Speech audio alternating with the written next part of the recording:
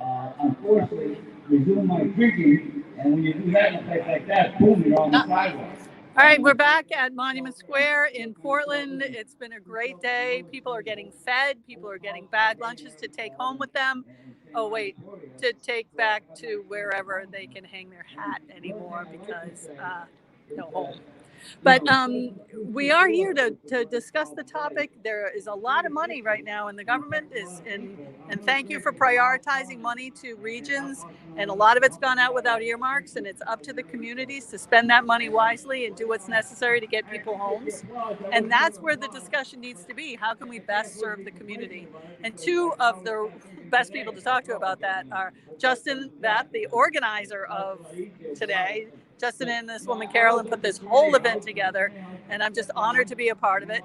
And then Jess, I'm going to turn the phone around so you can talk to them because they've really got their stuff together. Jess is, I've known a lot of fantastic advocates, and Diane Nyland, don't take this personally, but I don't think I've ever seen anybody that puts the words together as well as Jess does, about what's going on and what we need to do about it. And Jess has lived experience, and Jess isn't afraid to share that lived experience. And that's another reason why I'm really proud of Jess, because 90% of us would never, and I don't blame anyone for feeling this way, but would never want anyone to know again the struggles that they've endured. But Jess is willing to share their struggles so that we can learn and we can make life better for other people. So I'm going to turn it over now to Justin and Jess, and you'll hear me as a disembodied voice asking a few questions, but it's really them that are the focus here. So first, let's go to Justin. Justin, tell me about putting this all together. Thanks. Well, it wasn't just me. I'm supposed to say in the thing. So there you go. Turn it this way so you can get both Jess and that. Oh, Jess. There we go. Now we're both there. So it was a lot of folks involved with this. I was as I was getting this together, I wear a lot of different hats. So I do work with this group called West End Outreach, which has food distribution and mutual aid. And I'm also connected very much with the Greens, and that's how I got in touch with you through some different things, Pat. And we just started up the Poor and Working People's Caucus here with the Maine Greens, and the idea is to get working groups to work on issues of housing and homelessness, food security. We talk about like elderly, disabled folks. So getting all those kind of working groups together, and I was getting to work on this, starting to work on the Smaller Shelters Initiative, which is a very important issue here in Portland, having to do with, do we want like large shelters to accommodate 200 people, or do we want smaller shelters that are more humane, more dignified, and safer? And so that question is before the voters now, because the city council has really pushed to, and it's kind of NIMBYism, not too political. This is a nonprofit, so let's just have a conversation. Maybe we'll move on to Jess about. Oh yeah. So I just to kind of wrap up there is we a lot of different angles for what brought this together, and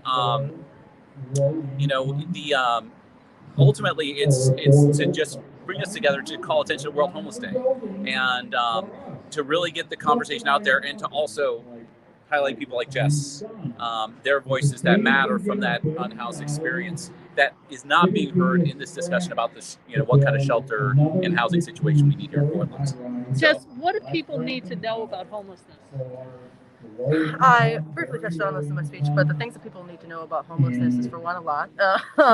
And just for two, that everybody who experiences homelessness has been through a tremendous amount of things that most people wouldn't even know. Most people in their ages of 40, 50 years old haven't experienced. When you talk about homelessness, I think it's very important to talk about intersectionality and human trafficking and domestic violence in the foster care system, and just how all those things play in together, and how it's not siloed, it's not not individual. It's not like Joe experienced human trafficking and Amy was in the foster care system and this person experienced this. It's more likely that children who have high childhood trauma, so high adverse childhood experience scores, are more likely to experience more trauma. And for me, when you look at those statistics and you look at that science, you see that like we're not taking care of our most vulnerable children. And one of the things that I really like to talk about is the connection between that and homelessness, because homelessness is just a melting pot of systemic oppression. It's really just a melting pot of all these things that we don't address and we allow to continue to run rampant in our own society and kind of just brush it under the rug.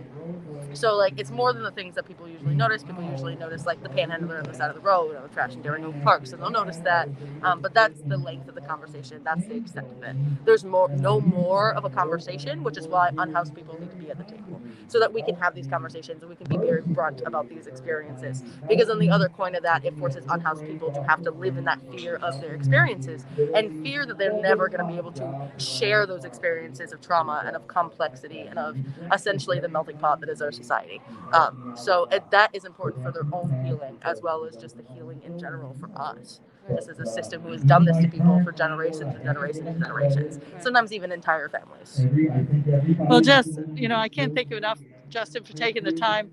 We have a podcast that we produce that we do a little less by the seat of our pants. And we would like to have both of you come on that, and other people, if you can identify other people you think should be a part of that. Absolutely. And we'd love to do that.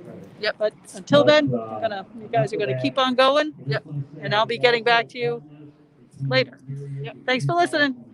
Bye from Memorial Square. Thank you, and you did a wonderful job.